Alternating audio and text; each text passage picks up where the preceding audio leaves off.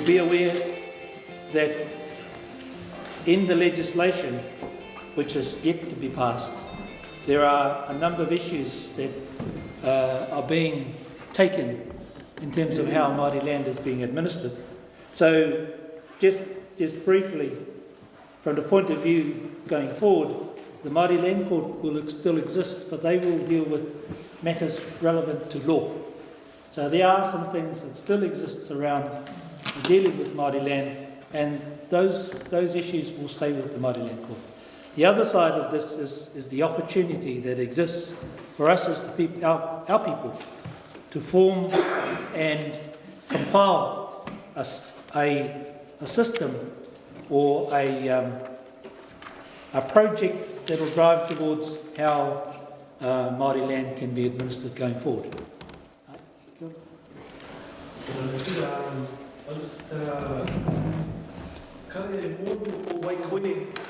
And e pātai ati oku whanaunga, and kari rau e mōhio either, so...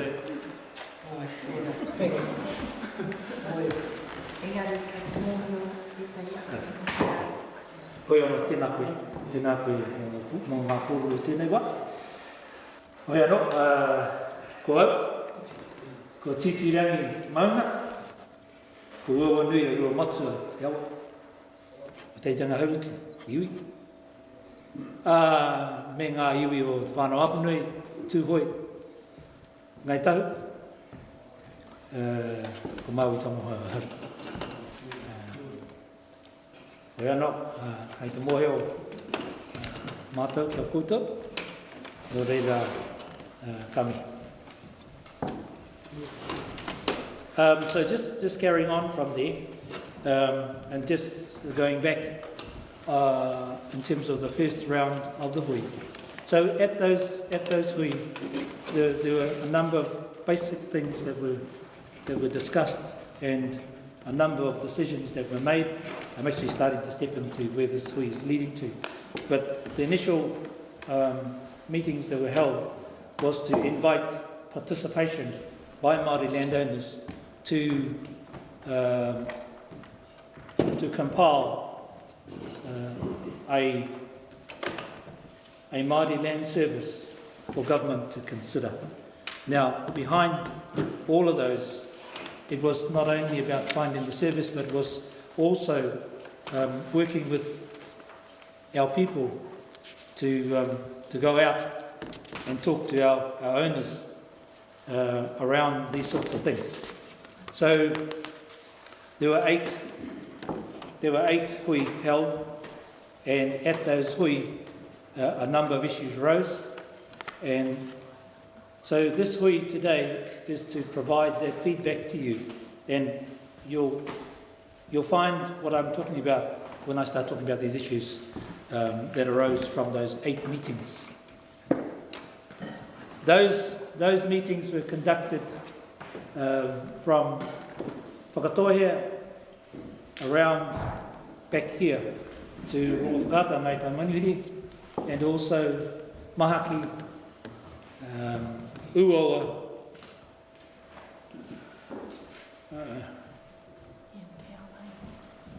Ngāti Parau, Waiapu, Tūwhakairi Ora, Te Kaha, and Tōrere. So that's where the initial meetings were held to introduce the take, and namely to invite participation of the owners around the service. Along with that, there was an example of the reports that were done in the Opotiki district area, in Whakatohea, around the productivity reports. In other words, what information can be available for our people to make decisions around their land. And there were some very good reports produced at those meetings. And if you weren't there and you want a copy of those presentations around the land categories, the classes of lands, etc., you can email Jackie. Sorry, this is Jackie Akuhata Brown. She is the Secretariat, and she can send those out to you. And basically they are copies of the land contour, the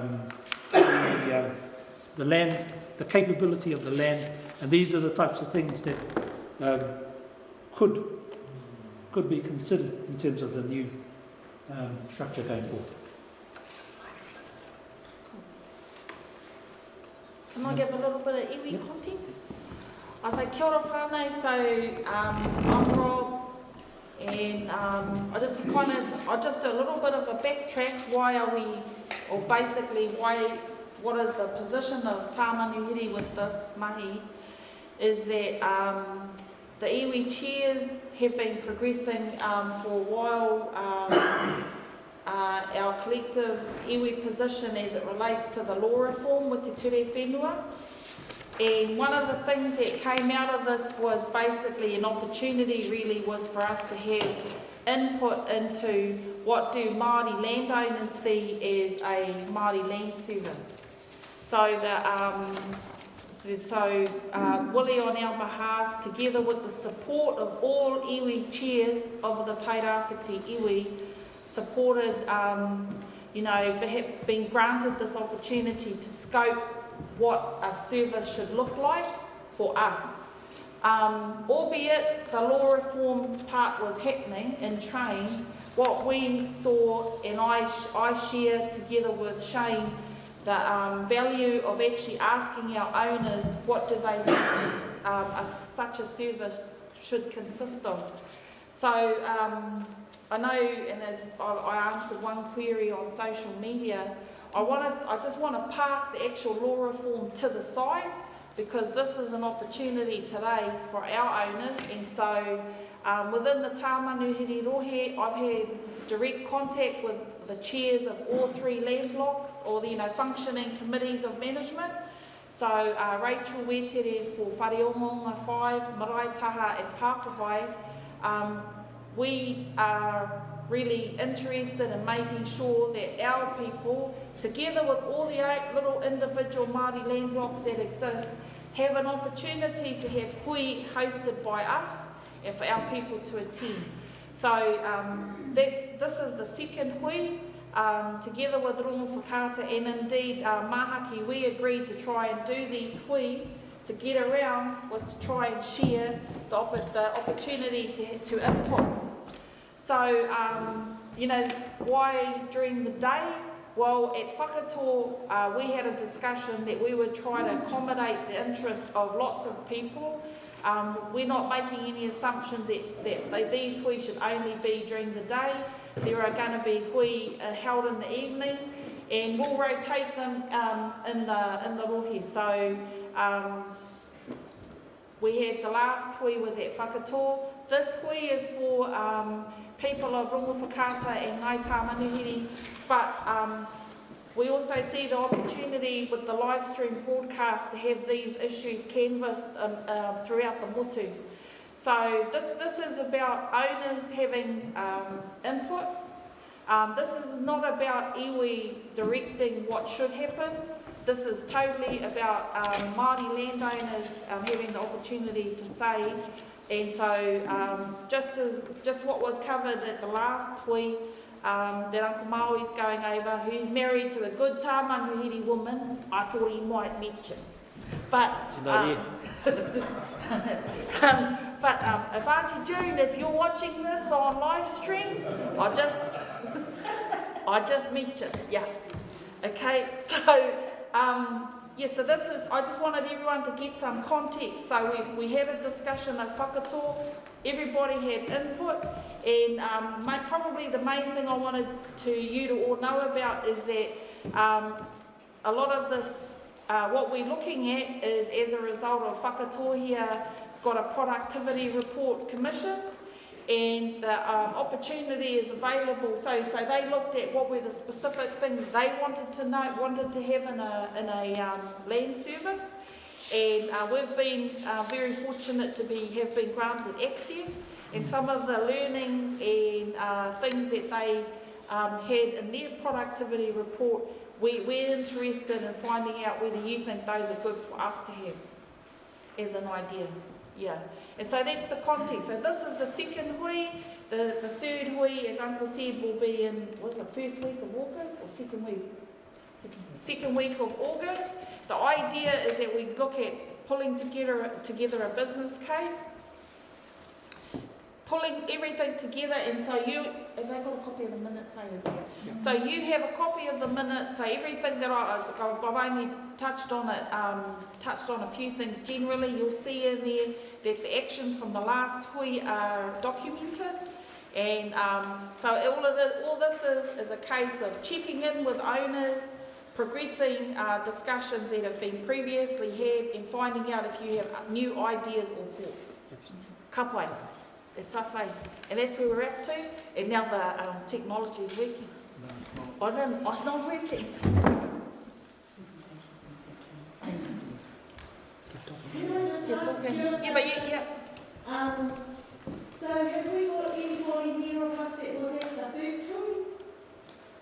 Yeah, well, So, you were here because you were telling the court and all, but, so for us, are you fellas all part of the board? That's why you were there, or you fellas are landowners? Okay, so, e kia nei ko hau te new kid on the block, because this is the first hui that I've been to, so I'm going to ask from a layman's perspective, with regards to everything that's documented, what do you think we can progress on as a landowner? Because you would know the content of the last week. So how can we progress on from that which is documented? Or is that what we're going to go through? Yeah, that's basically. Well, can't you tell us now? I don't know. Which listed? Yeah, but see, that's why we're here. So That's what this will because we've missed, I mean, if you've got something that you can, then maybe we can hop on, because we don't want to go over everything, obviously. That's already been done. So we don't want to stop the progress. So it's like, how can you go for us, in a nutshell, the progress that has been achieved thus far, and then we add value? Because obviously there's a gap that has to be filled with regards to the blocks that we affiliate to. I acknowledge that, I see that for me now. If the rest of us are up in touch with what's happening with our land blocks, then that's a bonus for you. But I definitely know that I'm not. We're quite big shareholders in one of our blocks here, and I need to know, but I don't. So that's up to me to follow up now with our blocks. So that's the kind of vein. I don't know, is that what you're after? No, it's just bringing us up to where we are currently, and then there'll be the next lot of, there'll be the next presentation. So what? No, tika tukuru. Hey, engari. What I won't be going over what took place. I'll just briefly summarise some of the things that in terms of feedback. But it's more important that the key issues around the feedback are noted here. And really, I'll also talk about key people who've been appointed to work with you, who were nominated at Whakatoa. But the whole essence of this is to invite you to continue to kōrero about how this service might be structured. So you might hear some stuff shortly, but you probably can add more, and this is what these are about. Yeah. It's about adding more to. Yeah. So, I mean, I've worked in Māori land for the past 30 odd years, and this is the first opportunity I've known for this to come to us as a people. Mm-hmm. And in saying that, it's hugely opportune for us to try and determine a way forward for ourselves. So this presents that opportunity, and I don't think it's happened before. You've seen reviews on the Turi Whenua Act, you've seen reviews on the Māori Affairs Act, but now this has progressed to where we as a people can put something in place. So just going back a little bit more, there were a number of pilots, areas that were set up to pilot this program, and we were one, Tairawhiti is the other, Tautokoro and Aotea. So between those four rohe, they are expected to go through the same process that we're going through. We have a contract signed off with government to work through this, to try and to piece this together. And at the end of the day, in terms of the timeframes that you'll see coming up, what we compile, we then meet with those other three rohe to see if we can find a position that can take us collectively together to government for acceptance. So, from my understanding is that the others are still to get out of the blocks, and the time frame to get back to government is quite short. And you'll see at the end of the presentation that there are some key deadlines or key time frames that we are working to present a business case. Now, the business case, as you know, when you present something to government, it has to cover basically as much as we can to substantiate a position that will allow us to get approval. And this is highly driven by you as owners. What we put together in terms of the business case is what you will tell us. That's basically what it is. Everything you'll tell us is what we will compile towards the business case.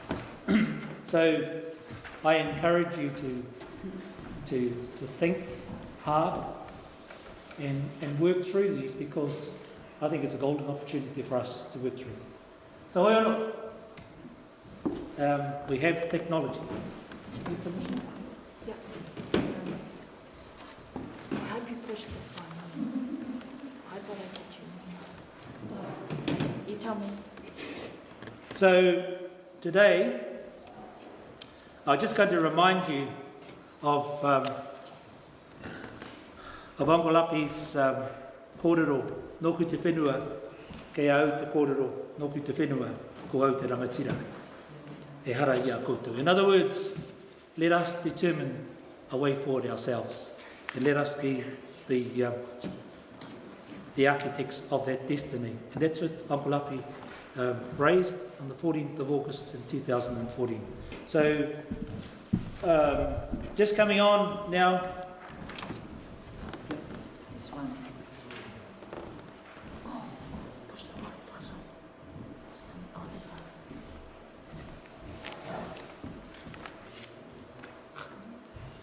there. As I said, we've had 8 hui around the rohe, and the Tairawhiti rohe has gone back under the sea company boundary, which is incorporated Whakatohe Tamanihiri, and extends to here in Tamanihiri on this side.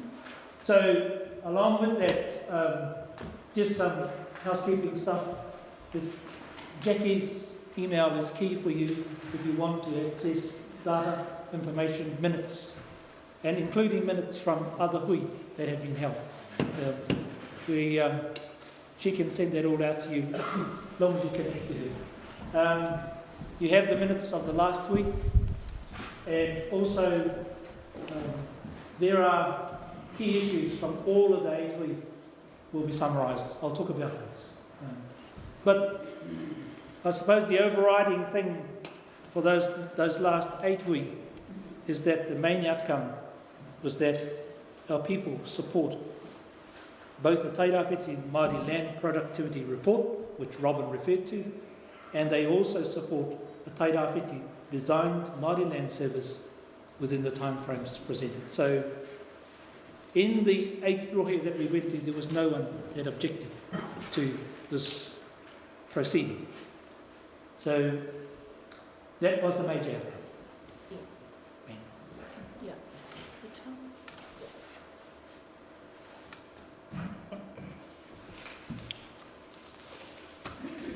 So who's involved in this kaupapa?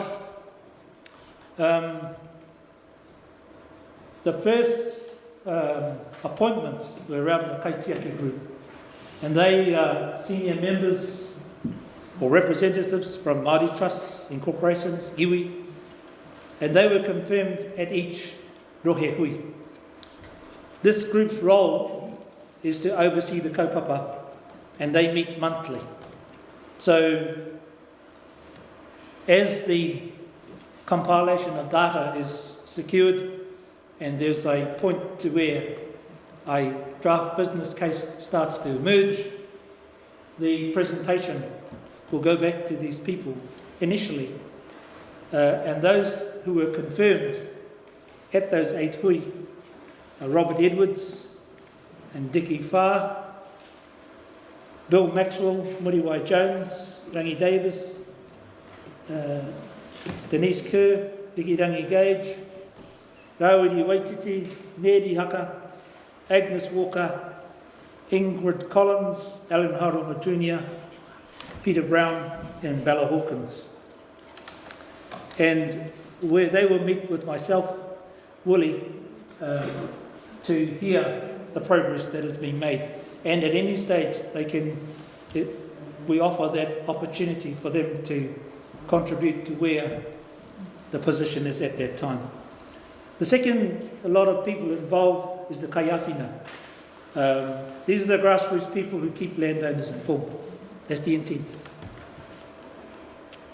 Those kaiawhina were each confirmed at rohe hui, and they work directly with whānau in their catchment to keep everyone involved, everyone informed, recording kōrero, collating perspectives, feeding directly into the development of the productivity report and the Māori Land Service.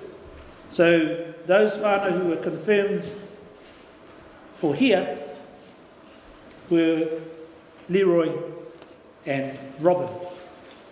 The others that were confirmed around the Tairawhiti were Tahu Taia, Tracy Hillier, Leslie McLean, Bella Savage, Linda Steele, Tina Peters, Rebecca Mihaire, Karamea Ensley, Lynn Parekura, Yvonne Shepherd, Pohatu Pautu, Ruihoina Painga, Liz Ngarimu, Henrietta Kururangi, Jasmine Leach, Waimaria Hoia, and Huia Pihema. So those are the grassroots people who are expected to keep you informed and to gather what Robin has said, to gather the data to feed back to the team. Yeah. So can I just so for our whānau here in Tamanihiri, so I've asked Jackie to send a copy of the productivity report onto the 3 chairs of Pākahai, Whareongonga 5 and Marae Taha, so the committee of management can have access to that report and be able to review and read that. I just thought I'd keep our whānau here. So just to break those down and the level of where the representation comes from, you'll see that there in the rohe. While I read those names out earlier, those people were appointed by their people at those hui to take on those kaitiaki roles. Oh, and the next one, of course, is the kaiawhina. It's the ringaropa that on the ground that will be working with you people. So how those these people work with you, that's entirely over to them, the initiative that they drive to make contact with you. Yeah. So long as there is contact being made and feedback is coming back, we receive that to be able to put this into the compilation of the whole. Yeah. So just on that, so if anybody here today or anybody on the broadcast, if you are owners in any of those 3 blocks and or want to be added to a database to receive all the minutes and be kept fully informed, What I've done is I've created an Excel database with Jackie, and so you just have to just let the office know or let me know, and I will add your names onto the database that I've passed on to Jackie to receive information direct. Yeah. So feel free to do that. And similarly, I'm sure people have ideas on what I should do on your behalf. I look forward to the opportunity to hear what that is. So the 4 key areas of the Māori Land Service are registration, dispute resolution, owner decision making, advisory and development. So in those areas that we talked about was that the processes, was around the processes that were currently conducted within the Māori Land Court. And the second part in the white area on the presentation is what was the outcomes that arose out of it. For instance, if we talked about succession, transfer of ownership of shares, changing trustees, government agreements, whānau trust details, etc. And currently in the Māori Land Court, you have to go and lodge an application, you pay your $61, you wait for your case to be heard, and that's 2 to 3 months at the earliest before you get a decision. So what came out of the hui was that the business case to ensure that the Māori Land Service is as easy to use as the company's office. So in other words, if I was to set up my company, I can go online, I put my name in, I put my details in, and within a quarter of an hour my company is accepted. So that was the sort of scenario that could happen. The other thing was about accessible in-person support, no more than 1 hour's travel. So in other words, is the service accessible? At the moment, the only service accessible is in Tūranga and in Opotiki. So if you live in Hixby or Rotorua, you have a 2 hour or 4 hour, 2 hour turnaround to come to a service. So it's about the service being accessible. And the other issue, of course, is I talked about $61 to lodge an application for succession, etc. The outcome that came from this hui was that there should be no cost for succession and cost effective for other services with value. So in other words, meaningful costs that can be gauged around what you're paying for.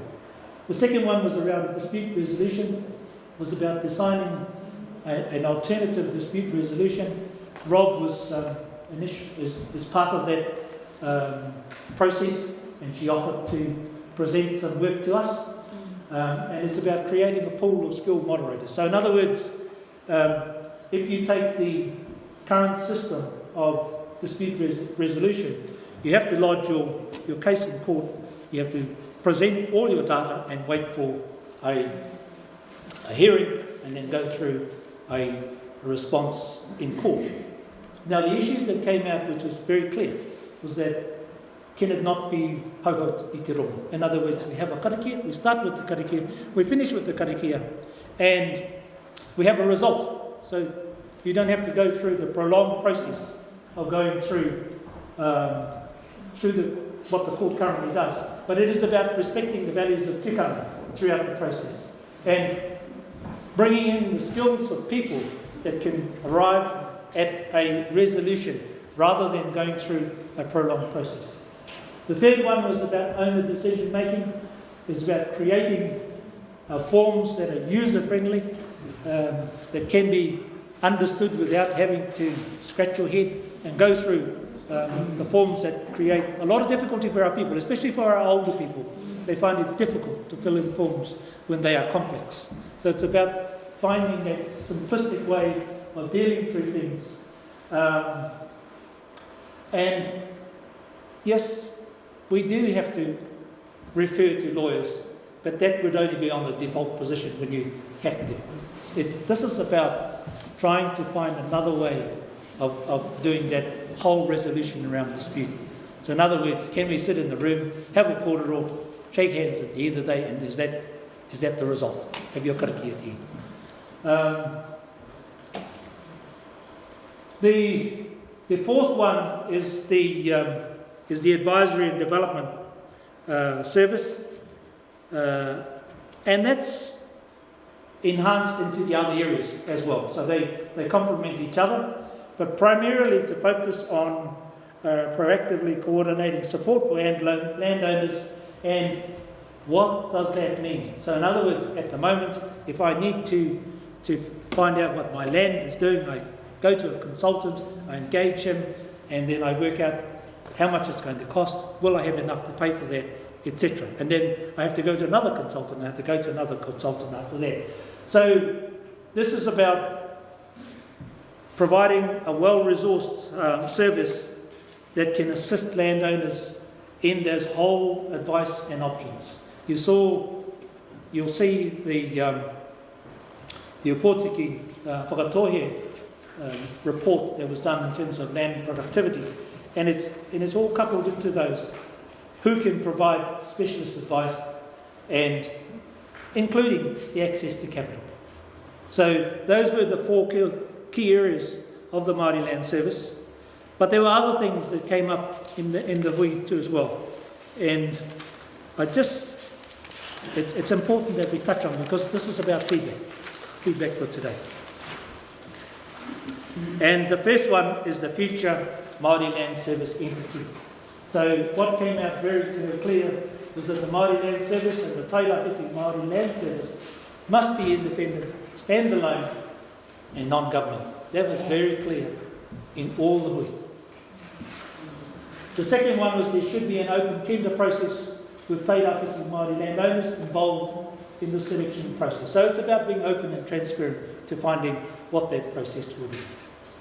The third one, an open tender process will not preempt Māori landowners and iwi collaborating together as they have done for this current project. So what we've seen from whakatohe right around to here in Tamanihiri, we've seen a collective yes to a service being constructed. So there's no reason why we can continue that outside of just this. Can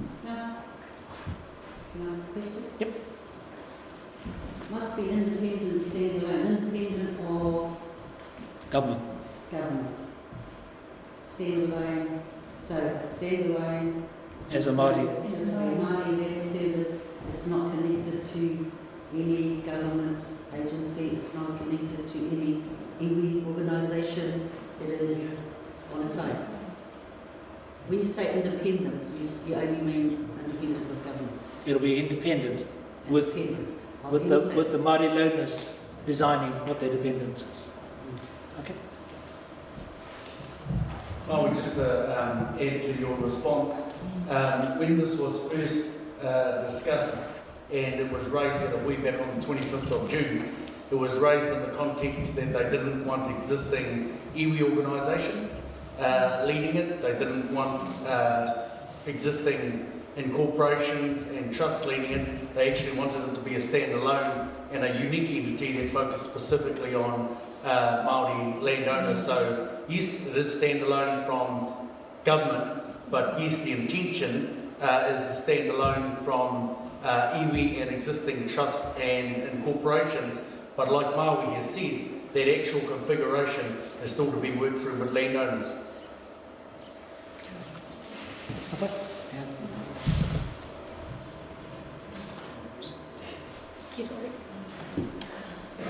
Okay, the next one relates to Te Tumu Paeroa. And so one of the goal around this is that the Tairawhiti Maori landowners who have lands administered by Te Tumu Paeroa want the beneficial owners of the land to be administered within a 10-year period. That was very clear around the work that Te Tumu Paeroa does, that the owners want to see this service being provided and their lands that are currently within Te Tumu Paeroa included in the service. And I can say to you that it is a substantial area of land administered by Te Tumu Paeroa in Tairawhiti. So the short term of this is to achieve this goal. In the short term, the lands administered by Te Tumu Paeroa in Te Tairawhiti must be administered by the Land Service on the understanding that the Māori Land Service is a standalone non-government organisation determined by the Māori landowners. And the second part of that is that administers the lands and the benefits of the land to ensure that the lands can be transferred to the beneficial owners who are ready to administer the land within the 10-year time frame. So in other words, this is not immediate and rushing people in to make decisions. This is about owners capturing this information and making informed decisions about their land. But what came out very clear in the meetings, on the 8 meetings, is this is what the owners were asking. So the third part to this is this administration by the Tairawhiti Maori Land Service would extend to amending the legislation for Te Tumu Whairo to enable, 1, the percentage of the vote funding provided annually by government to Te Tumu Whairo for Tairawhiti being transferred to the Māori Land Service. And this is estimated at about 2.5 million. So in other words, annually the Māori Te Tumu Whairo is allocated funding through government, and this is what is estimated to be the worth here in Tairawhiti. The second part to this is that there is a percentage of unpaid dividends, and we estimate that 25% of that total for Tairawhiti lands transferred with the ability of the Tairawhiti Māori Land Service to use those funds, albeit on trust, and the income to support the entity. So that was the second key findings, other than what came out in the 4 areas. The third one relates to the location of the service centres for Māori Land Service. At the meetings, the owners were invited to suggest where they thought those centres should be. So currently, as I said, there's one in Tūranga and there's one in Opotiki. So where should they be based? This is about getting the information and communication technology infrastructure right to deliver to Māori landowners where they are located. So in other words, it's about providing that opportunity for our people to become engaged in those service centres. So the first option around the service centres, would you consider Tūranga, Uawa, Waiapu, Matakawa, Takaha, Tōrere and Opotiki? Everywhere we went to, they wanted a service centre in those areas, in their own areas. The second area is that if that has to be collapsed, could it be service centres in Tūranga, Waiapu, Takaha and Opotiki? That reduces the time for our people to get to these centres. And finally, of course, if that has to be condensed further, you could end up with service centres in Gisborne, in the Waiapu and Opotiki. So those were the key findings that came out there. But I think when we at Whakatō, I think what we talked about at the hui was that technology has advanced to a point now where there shouldn't be any reason why someone couldn't jump. I know other businesses are doing it now. There's no reason why other businesses or the service, the ideal Tairawhiti Māori Land Service, shouldn't have an online face. And our people should being able to access at the click, within working hours, the ability to access a advisory person or support person. So I think there was a fair bit of interest in that, because that would, there's nothing like face to face and in person, but as another backup, that option. Cool. All right, the fourth issue was resourcing and specific projects for the Tairawhiti Māori Land Service. The key issue here is that they need to be well resourced to work through service issues and the wider issues relating to Māori land owners which are not specifically covered in those 4 service areas. So this was about ensuring that the service is well resourced.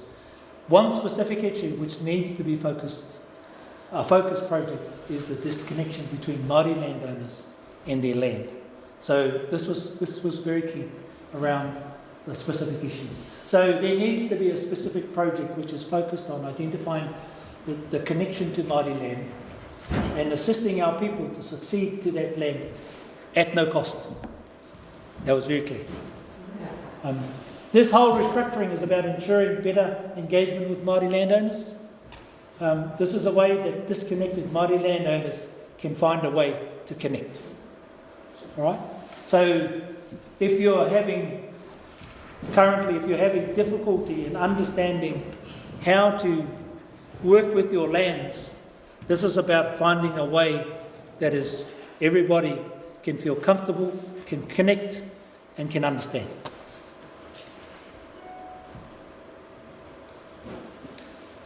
All right. The fifth issue was around education, wānanga, to prepare ourselves from the 1st of October, which is when this will all come in. And one of the key issues that came out of this is around education and wānanga. So once this project finishes in October this year, and the final Māori Land Service business case has been agreed by Cabinet in November, then we in Tairawhiti need to start education wānanga on the new Māori Land Service and the final shape of the full service areas. Very important, because it gives us basically a year to understand how this whole business case will operate. And those wānanga need to start early, commencing in December, and be carried out throughout 2018 and be ready for our people to hit the ground running on the 1st of October. Very important. So that's about giving good messages, providing good education around those wānanga. So the education wānanga need to not only cover the new landowners' tools and guidelines proposed for the Māori landowner decision-making service area, but it needs to extend to fully explaining the other 3 proposed services as designed by Tairawhiti. So it's about capturing everything that we can make to provide the service for our people. The 6th one, which is a big one, is about data for productivity report on Tairawhiti Māori land. Those of you who will access the data around the Opotiki Whakatohe Land Productivity Report, you'll see what this means in terms of the underpinning data for your lands, and not just high resolution maps. There's other things that can be captured in these reports. You'll see in those ones that are in the Whakatohe reports, they don't capture climate. It's those sort of things that you need to consider, because there's so much information that you can overlay onto these reports that is very, very useful for us as in terms of making decisions going forward. The 7th one is around the advisory services and a generic assistance for small blocks. Sorry, did you want to make any comment about those productivity reports? No, sorry. This is about that generic assistance for our small blocks. And even in Ngai Tamanihiri, I know there's a lot of those small blocks here, Whakato, Rongo Whakata, even in Whanaaka. I think there's a huge number of blocks that are less than probably 3 hectares, very small.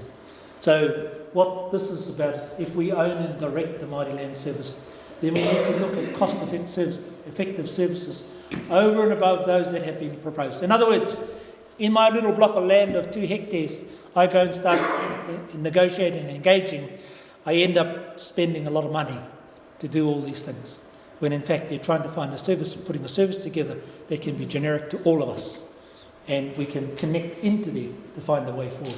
So our landowners have to incur accounting, audit and reporting costs accountancy firms have standard rates, and for many small blocks, as I said, those costs are too high. And we end up either non-compliant or we remain dormant and don't move.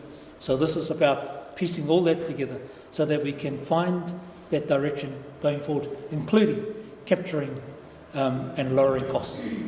So we need to look at a way that Tairawhiti Land Service can, through the advisory development arm, either provide these types of generic services or coordinate quality cost of services for Māori landowners using economies of scale.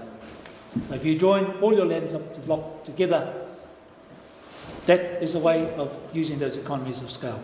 So this was an issue that came out pretty hard throughout the 8 hui, and it is about moving forward in a cost-effective model.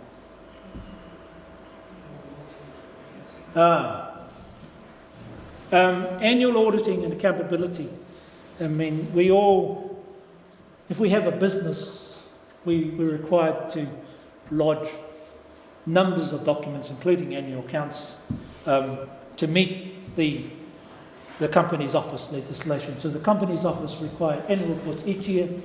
There's no requirement to provide an audit account, just a report on how the company is doing. It's a simple process, done online, and they cost $150 to do that annual return.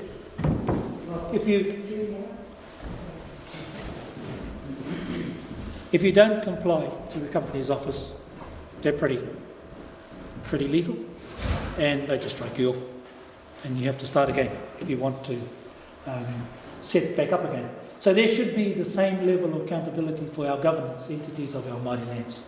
This should be a function that is managed by the Advisory Development section of the Tairawhiti Maori Land Service. Productivity and collaboration for small Māori land blocks. I referred to this earlier. Some blocks, many of our blocks are small. But they have a quality, a lot of them have a quality in what they can offer. It may be small, but we have to understand the structure of what the land is made up of, because it can do a lot for our people. So the development arm of the Tairawhiti Maori Land Service should be able to work with the willing landowners to look at collaborative initiatives for the development of land. And I know that in Rongwhakata, that a number of those blocks have worked together to provide that. So this is about encouraging that. The government and local government should look at how they can assist in this as well, because the return comes to them as well around the productive lands, and people lead to a better affordability in meeting rates and tax. The alternative dispute resolution, I referred to that in the preliminary that we talked about, and there is support for hauhau i te rongo. Let's have a karakia, let's have our kōrero, let's find the solution, the finish in our karakia, kota. So that was very clear in all the hui coming through, and the support was there. So we need to be clear what this means, starting with karakia, etc., and coming up with a resolution that keeps us all safe. Like the Ministry for Business, Innovation and Employment, the service should be free. Consider friends of the court, and we're working with this, with Rob, on a number of these issues, and we'll report back to you once these outcomes are known. So it's looking into the role that the community law centres can play, given that they provide a legal service that's free as well. Unified database for Māori land. There's a lot of databases out there at the moment around Māori land. There's been a lot of initiatives over the last 5 years taken to bring databases together. So many of the iwi registers have contact details that are not up to date. And the most up-to-date Māori land registers are with those organisations who pay a dividend. So in other words, incorporations are a classic example of this, in that when a dividend is declared, the bank account doesn't change, so you can guarantee that the contact details will be there. But the whole issue around this is the privacy obligations that have to be met in releasing such data. It's, there's a lot of data out there that can be captured. It's about bringing those in, and the proposal that we explore the development of a database to consolidate the registration of Māori landowners. A big job. This is a huge job. Land blocks and other relevant data that links us to various Māori land blocks, so that the information is in one place. The Māori Land Court holds data. Te Tumu Pairo holds data. Incorporations hold data. But a lot of that data can only be released at the agreements of the individuals. So it may be possible to share this information, connecting amongst each other, all those entities, so that these obligations can be met. It is about accessing what is publicly available and information provided with informed consent. There is information available. You can go to the Māori Land Court, you can sit there for hours and hours and hours working through all these things. But a simpler way is to talk to somebody who can press a button and can provide that information. So a form will be designed that can be used to register people onto a centralised database, with a process of ensuring that the database is kept up to date. Is there a question?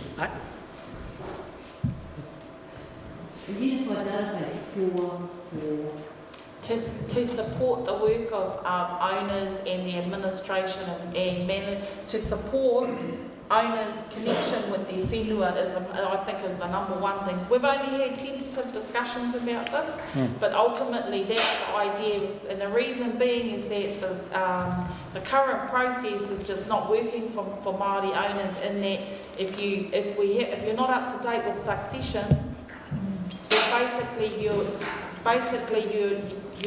don't get information about your blocks. And I agree with Mass, it's a huge job. It's almost impossible. It's almost an impossible job. You know, I worked in the Māori Just Office, Murray, and they could say too about to find owners in Māori land is like trying to. You've got names in there that from Mairangi, one name.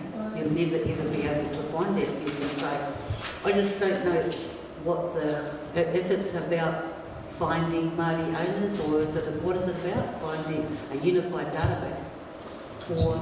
Yeah, sorry, I'll jump in there. Good question, Tui. I think there are two examples here. The first example, whānau, is that over 20 years ago the fishery settlement was struck in 1992. And during that process you had a group of people in the urban areas that said, we don't know our iwi, okay? And so what Te Hukai Moana supported was what they call tūhono. And tūhono was an 0800 number where you could call and you could say, oh, these are my grandparents' names and this is where I think they come from. And then what happened was tūhono then looked into their database and said, actually, it's more than likely you come from this iwi. So when Runga Whakaata, for example, went through its settlement in 2011, Tūhono gave us 650 names of people that they thought were from Runga Whakaata.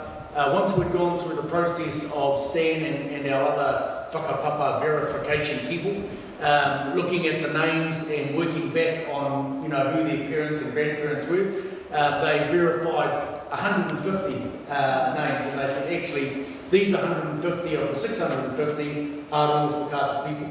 And so it's about finding a process which actually allows people to engage. That's one example. The second example is that you're right, Tui. If we go and look at the Marae blocks, for example, and we look at the list of owners, I would guarantee there's about a third of them that haven't been succeeded to. But I would be guaranteed that in this community, there are people that know those families and know those lines. And so it's about getting a project team that works with you, and in the case Ngai Tamanihiri, and actually works through that process. So you're right, it is bigger than Ben Hur, but we've made a commitment to try and engage our people with their lands.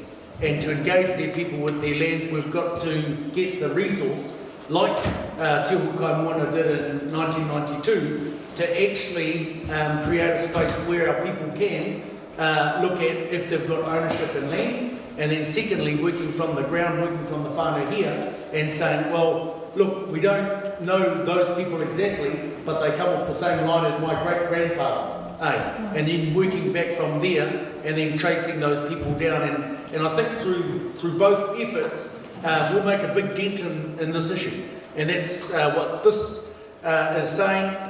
The other aspect this is saying is that if you go onto Māori Land Online now, you'll see the trustees, but you won't see any contact details for how to get a hold of them.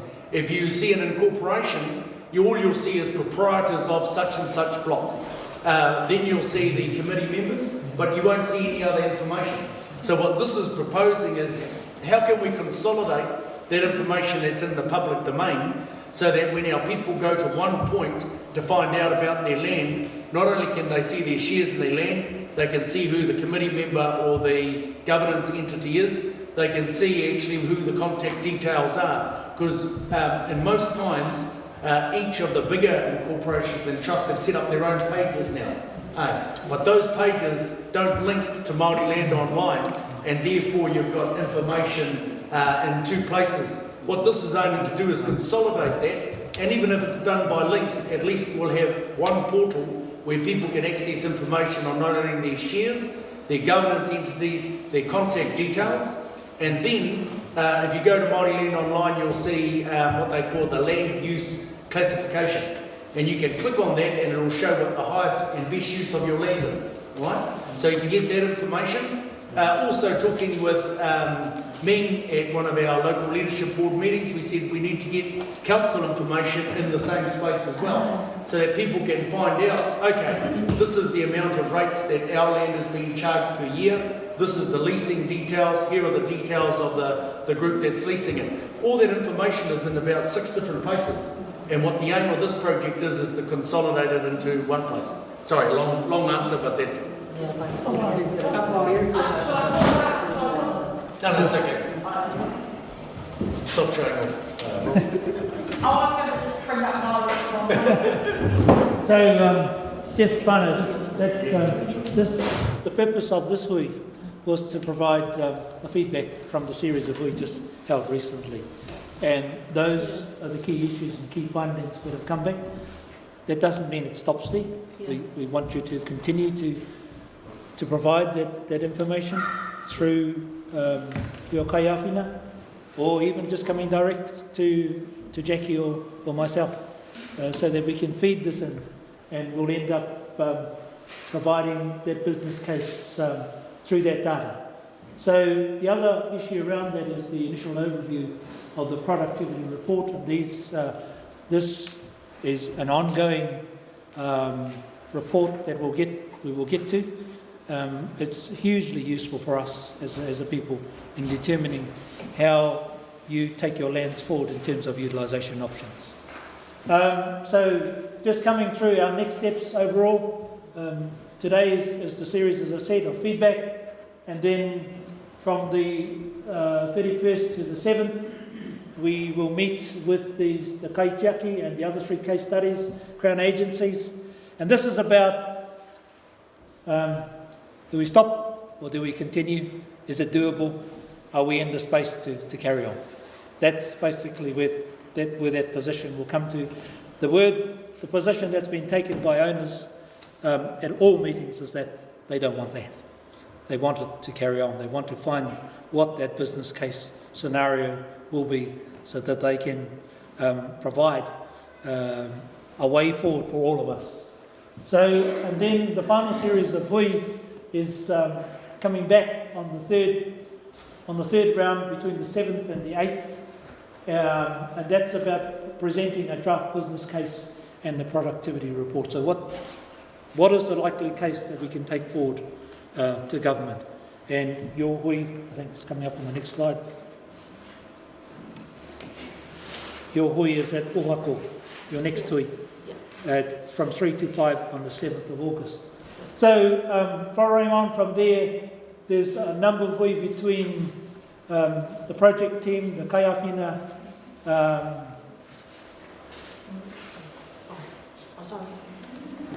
about the of the compilation of the business case. It is working with the Tumu Pairo to finalise that productivity work and landowner input. By the 31st, we would have confirmation of the business case from the Kaitiaki team.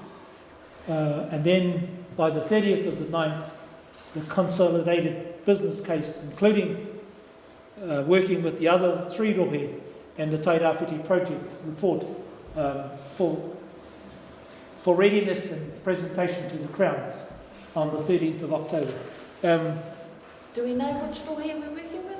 Nothing at the moment it's ourselves. The readiness of the other rohe is still to be. Yeah, none of the other three rohe have signed a contract yet. So we're on our second round of hui, and some of them haven't started their first round of hui. But that's okay. It means that we will dictate how things should roll. Much better being the leader. I agree. We'll design the entire business case.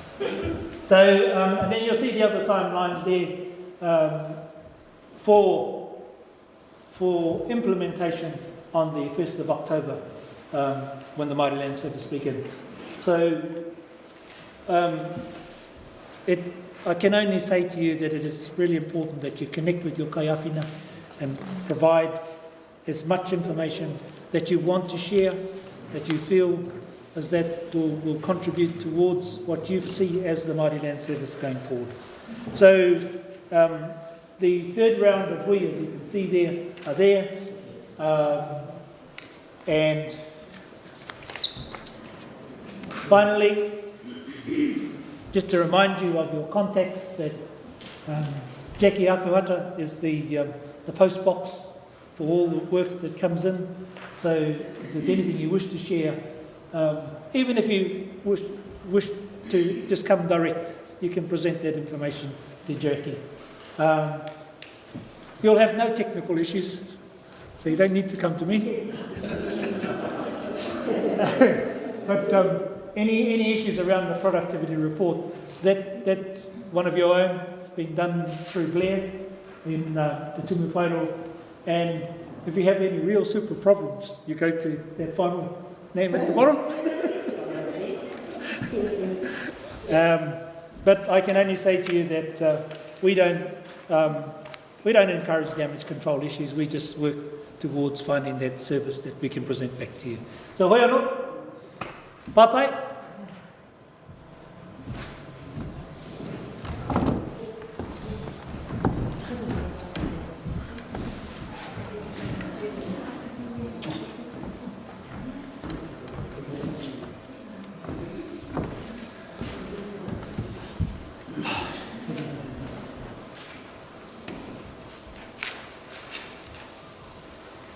The productivity report, you say that there's the Tumu Pairo already doing a productivity report on Tairawhiti lands.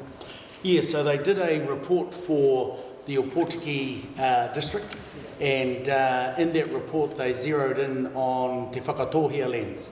And by zeroed in, they identified the 8 classes of land, and they said where those 8 classes of land were located within the rohe of Te Whakatohea. And then they actually zeroed in on the Ōpape blocks. So Ōpape just past Ōmarumutu on the way to Tōrere. And they basically were able to say these hilly countries are good for forestry, these rolling hills are good for dry stock, these flats are arable lands, they're good for horticulture, your kiwi fruit, and also dairying. And so that was a full land use classification. What we're wanting to be done is to have that done for Ngai Tamanihiri, Rongo Whakata, Te Aitanga Mahaki, all those 3 catchments of Ngāti Pro, Whānau Apanui and Ngaitai, as well as updating the Whakatohea report. So that's the first thing. The second thing is that these are really only identifying options that the landowners can consider. So what they did in the Opotiki district is that they identified approximately 3,000 hectares that could be used for kiwi fruit gold.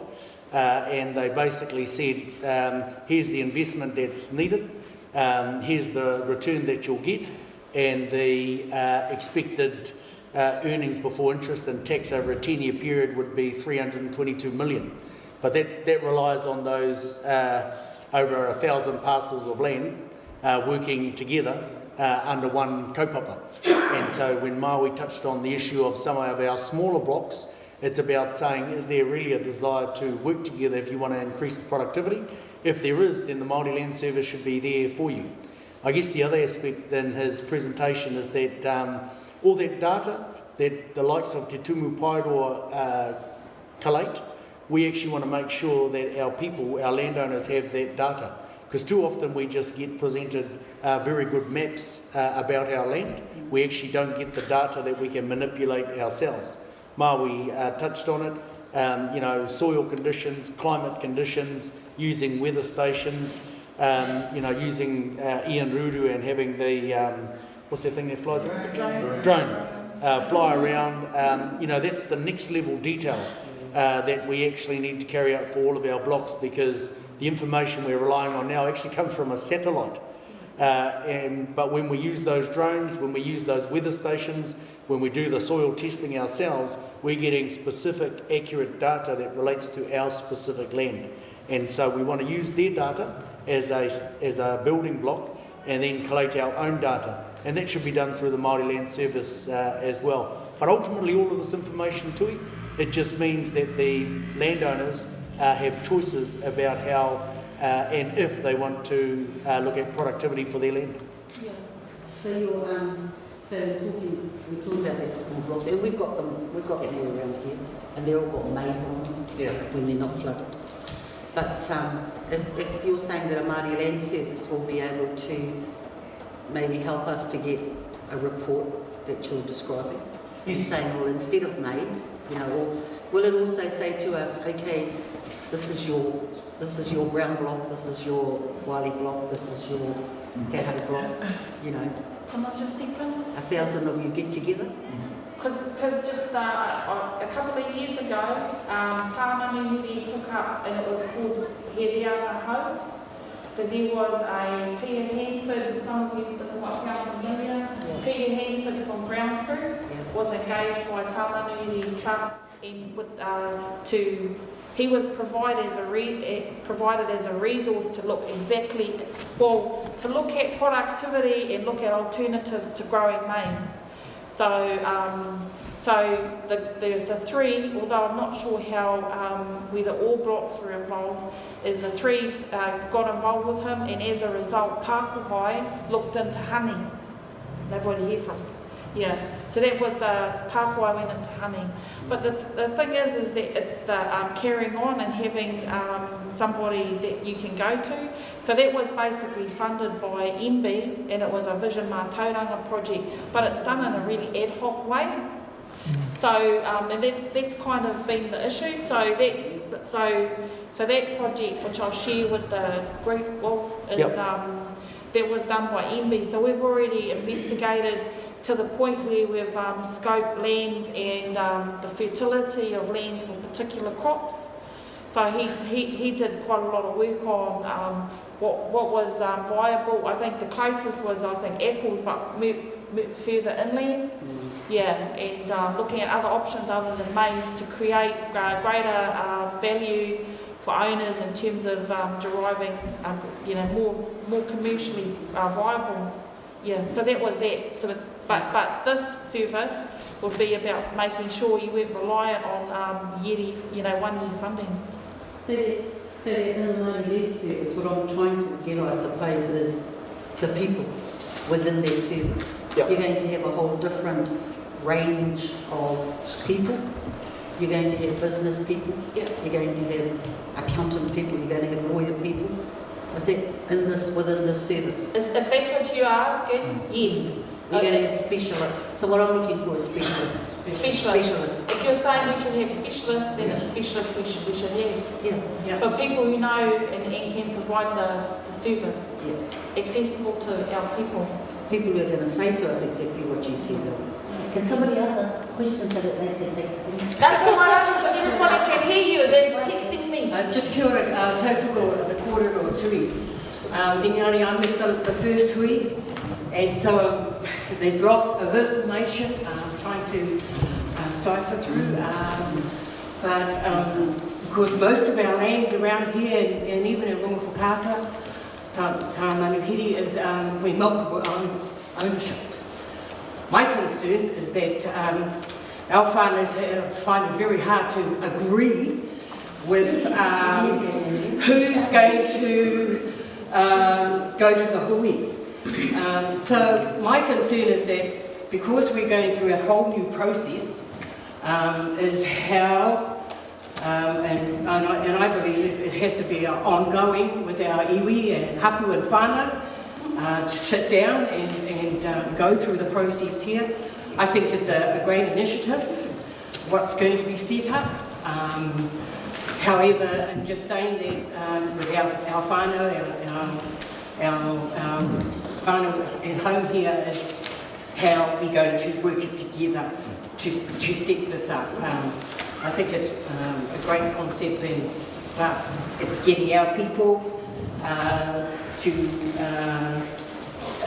come together or to korero, or how we can benefit our people productively at the end of the day. Because I do see and it is Momo with the maize all around, where there could be a lot more productivity happening, and what we're looking for, and that's what I'm about, is the future of our tamariki and mokopuna and about job opportunities. So for me, it's really important what we're going to be doing here for the future generations. So yeah, kia ora whānau. Excited, but there's a lot we need to go through for me, and I probably with my whānau cousin that and to get our heads around it, and there being the whole change of concept, because if we go back mai anō, and how the delivery and how you're going to be setting up the service is really important for us as a iwi hapu and whānau. So kia ora. That's a brilliant question, very important, because that's what these were all about. It's about being inclusive, encouraging you to talk, and especially with your kaiawhina, and presenting those views. It's how we interpret those to change and include that into a model that can take us forward with everybody on board. So that's really important, korero, what you're talking about. And your korero is not uncommon, I can tell you that now. Maize. Not maize. Not maize. It's a fact.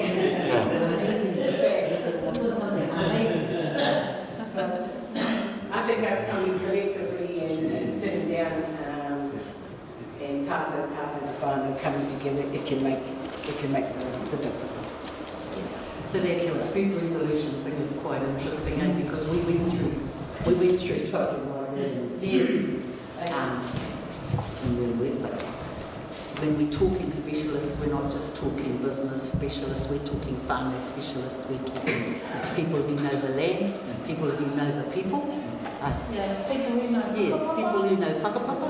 That's important for us. So we wouldn't want just any Tom, Dick, or what's his face, what's it called? or register. The registrar at the Marae Land Court coming to tell us, about us, because we know, and we know how we work with each other or not. So yeah, when we talk specialists, we're not just talking qualified, university fellows.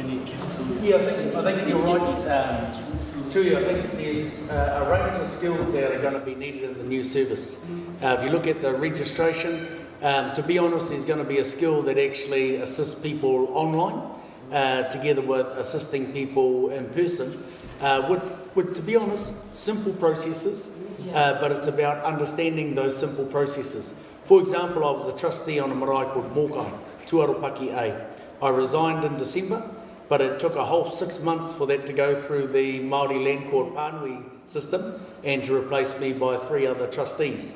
So even though the people made a decision in December, by the time it got to May, there was no decision making made because they had to wait for those new 3 trustees to come on and be confirmed by the court. Now, if Ngai Tamanihiri land blocks have a meeting and they decide these are our trustees, then it's a simple process of doing that the same day, ticking the boxes that need to be ticked, and it goes through kua mana. And so that saves that 6 months that I had to wait for to go through the process. So that's one simple skill. The other skill is a more specialised skill, dispute resolution. It's not easy. Even Jesus found it hard to resolve disputes. So it's not an easy task, but we've got to look at the skills not only within our hapu, our whānau hapu and iwi, but some people in a dispute don't want ones from our own whānau hapu and iwi. They want some from outside. And then again, there are some iwi that don't want Māori involved. They think that they're conflicted or biased or connected somehow. So we've got to get a pool of people that actually understand the tikanga of what we're trying to do. And that's why when Owen and Uncle Charlie were supportive of Ho I Te Rongo, you could understand it in a simple sense. Tīmata I te karakia, finish with karakia, and through the course of that meeting, treat people with respect. So you might get to the end and you go amen and you still disagree, but at least you can hariru and you can walk out the door together rather than some of the processes we have now. So, I mean, that requires a special skill. The Māori landowner decision making, the third area, that requires a skill as well. Because under Schedule 2 of the current bill, there are a number of forms that have to be filled in when doing a trust, when doing a lease, doing all those areas that Maui touched on. What we don't want is for our Māori landowners to be dependent on lawyers. Yeah. What we want is user-friendly forms to be developed with user-friendly guidelines. And as you said, tuahine, to start now to get better understanding of those processes. So by the time the Māori Land Service starts on 1 October 2018, 15 months is going to fly. Yeah. But once it starts in 2018, actually our people do have a greater awareness of what the service is, and secondly, how to go about things. In some areas it'll be simple, like I said, the registration, succession, change of trustees, that'll be a simple process. You just provide the right forms, tick the right boxes, kua tau. On others, it'll be more detailed information just to keep everyone safe. And then if it's challenged, well, it goes into the second category, which is your alternative dispute resolution. But running parallel to that, you're right, is another specialist skill. Just to give you an example, Moka Apati says that to set up each iwi with the ability to have what's that flying thing? Drone. To have a drone go over all the blocks within a specific iwi's tribal lands, or catchments in the case of Ngāti Pro. It would cost $450,000 to do the whole Tairawhiti setup. So that's drones, computers, SQL server that he's referred to. And that means that Ngai Tamanihiri office can store the information for all of Ngai Tamanihiri. The Rongo Whakaata Iwi Trust can have that information as well. So you're not going into the Māori Land Court to access that information. You're actually going to your own hub, your own iwi, to access the information that relates to you. And so he says 450,000 plus 350,000 per year is the operational costs. So that type of information goes into the business case that Maui's leading. So that's an example of where we take actual costs and we can take them out to having a person in each of our iwi areas, and with the full equipment, we can say it's $450,000 setup and $350,000 per year. Now that's for only the data aspect of the Māori Land Service. So you can see, Tui, that there are certain skills required in each area. We know that there are approximately 10 redundancies in this area through the Māori Land Court. Invaluable skills. We need, in my view, to look at how we can incorporate those skills going forward. Robin touched on the issue of whakapapa.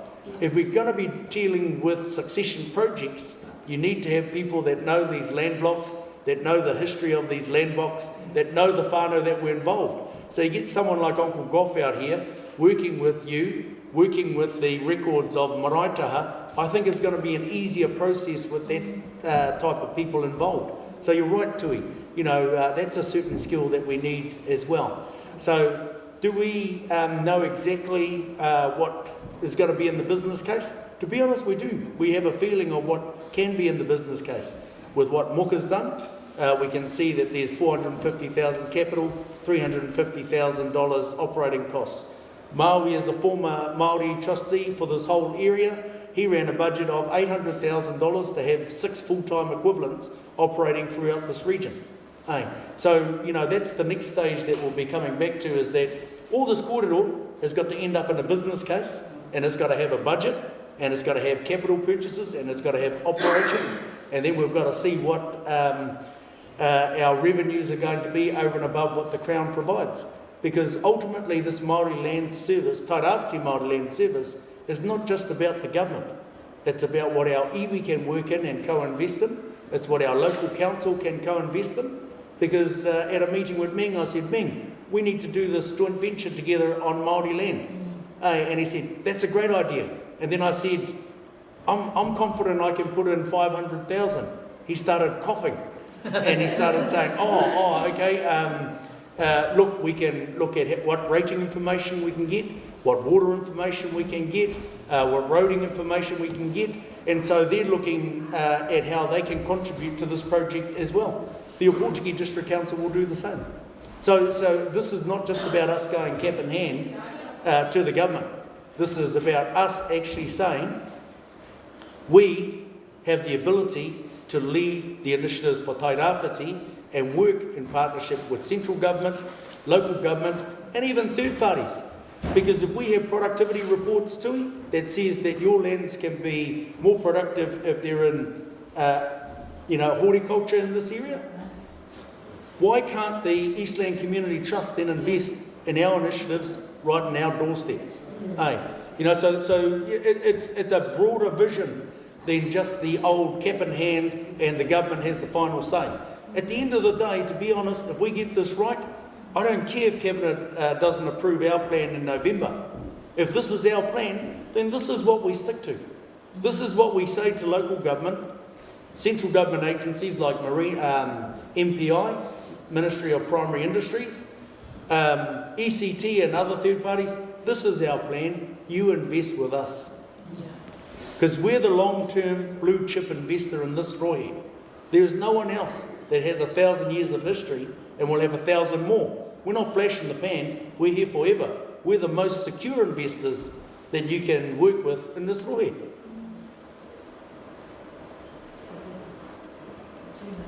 Gee, that felt evangelical. Praise the Lord. Hallelujah.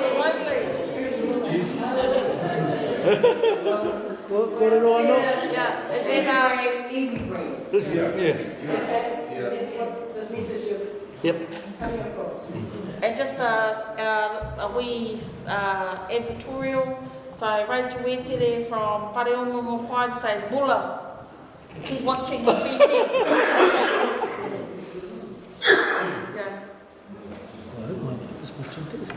So the other thing, whānau, is that the minutes of our last meeting were circulated as well. So you should have those in front of you. I'm just looking around and I see only 2 people from our last week that are here. So that's Leroy and Robin. And Murray. And where? And why? At Whakatō. So what we want is to ensure confirmation of those as well. Because what we want to do is circulate those widely so that people in Opotiki tomorrow, when we meet them, they can see what you thought at Whakatō. And those that we meet with in Tōrere tomorrow evening, they can see what you were thinking as well. So that it's not a them and us, it's actually an us and us. So are you 4 that were at the last meeting happy with that record? So that's why, Murray, Leroy and Robin? Kapai. Kapai.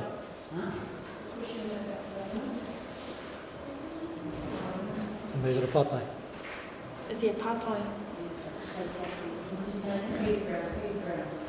The 2 kaitiaki that were confirmed at Whakatō for Ngai Tamanihiri was Robin. For Rongo Whakata, Moira was the advocate, and so she was put forward by Auntie Erana, and she confirmed Leroy. So Leroy is our Rongo Whakata person. So these people just work with our landowners and keep them informed. That's it in a nutshell. Yeah. Get them the information from these make sure they know about upcoming meetings, okay, like you here today, and make sure that if they've got any feedback, that they feed that back into Jackie, so that Jackie can get that recorded as well. So it's not only about recording the kōrero in the hui. If there are people that are more comfortable with providing their thoughts outside the hui, then we'll go to them. Yeah. So, Katiati group, you've got Tamanihiri Bella Orchids and Katiati Brown. Was he at the meeting? No, he wasn't, but Rongo Whakata confirmed him. So Bella was for Ngai Tamanihiri and Peter was for Rongo Whakata. Yeah. Even Alan Harunga Jr. wasn't at the Mahaki hui, but he was confirmed as well, along with Uncle Charlie. So Bella was just an apology today because it was first day back at school. So she had to go to a staff meeting, but her and I are going to stay in contact, so I'm going to relay back to her. And just, Peter Whakatakas just texted me to tell me her and Peter Hanford from Ground Truth, who did the Tamanihiri productivity reports, just joined online, and they, yeah. So actually, this is quite good, just saying whānau. So, yeah, so Peter's on, Rachel. I don't know if Uncle Boy is, but maybe he can text me to tell me he's on too for Marae. Yeah. So Bella and I will work together thing. Just adding to what, again, and I know Auntie Mihi came in late. So I've passed on a database of names. If you want to be added to that list of that database, this is more about making sure people tell me when they want to receive anything from these hui. So you just need to let me know your contacts, and then I'll add it to the list that Jackie's got, and then you'll get the stuff straight away. Everything we're doing, I put on our Facebook page. And so, you know, and I just add, there's been a number of queries on social media about these hui. And I know there was just a little bit of confusion. That's why at the beginning I made sure to say this is not about the actual law reform or the actions being taken by government. This is about us having a choice and a say about what we want that service to look like. So this is about the opportunity we have before us, as Maui was saying, to have a say as owners. So I think that's something that I think is really good, but I won't be drawn on social media about it. I think really people either participate by live broadcasts. They can, any Tamanihiri person, I'm totally accessible. My cell phone is not a secret. Or my email, so anybody can contact me. If it's a query about process, I'm happy to share. If it's a query around ownership of your individual interest, then it's a query that should go to your committee of management, or something you need, you know, because I can't speak for, I am saying for all and sundry, I don't speak for any Māori landowner. I'm just trying to do my thing for our whānau, little whānau trust, but also I want to make sure that there's access to being able to be consulted and to give feedback for our iwi. So, yeah. Kei te pai. It's really important, whānau, to emphasise that point, that you continue to link and provide any information that you want to discuss or have recorded, tabled, etc. And through Robin. Equally, like Maui said on our closing slides, if anyone has any big issues about where this is heading, don't hesitate to give me a call. And I'm back nearly every other weekend. Waihere this weekend, getting ready for Koroneihana. So, I'll always make time to come and see people if they have an issue. Your cell phone's not a secret either. No. Or your email. Yeah, you'd think it was secret the way people criticise me without calling me. So, hoi anō whānau? Ka pai? No questions? No more pātai? Cool. Murray, mahau whakakapi o te tata. Kia. Before you get up, just thank you everybody that chose to live stream in. And feel free to ask any one of us any questions or queries following the hui. So I had no questions by text, so that's good. I just had hellos, yeah.